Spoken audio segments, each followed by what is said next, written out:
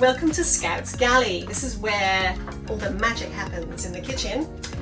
And here we are, just anchored in a beautiful anchorage just south of Highbourne Key, which is in the Exumas part of the Bahamas. So today in Scout's Galley, I am going to cook, I'm actually going to grill 2 lobster tails and a mackerel filleted that we caught the other day, so nice and fresh.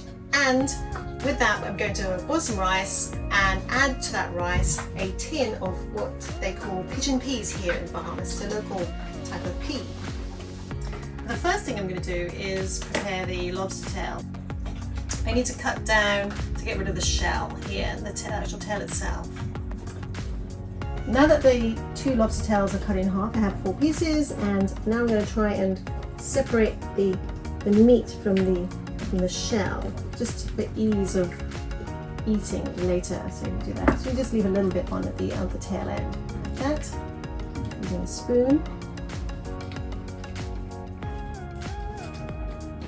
Dig underneath there like that. So here we've got the seasoned mackerel. I did actually add some lemon juice to it as well as the cayenne pepper and the salt and pepper and the butter, or you can use olive oil, and also the lobster tail as well. So they're shortly going to go on the grill, but before then I will cook the rice and prepare the pigeon peas. So this is the rice and the pigeon peas I was telling you about earlier. I mixed it all together, and in fact actually I used coconut milk to cook the rice in with the peas, and this is what it looks like. So I grill the lobster for about 3 minutes on each side, and you can see when they turn like a orangey red, that's when they're pretty much cooked through. So I think we're almost there. So here we are, and I've got the mackerel here, and I've got the lobster tail, a feta salad, and this rice and pigeon pea combination. So hopefully it'll taste okay.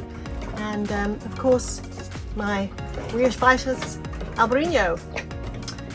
So cheers.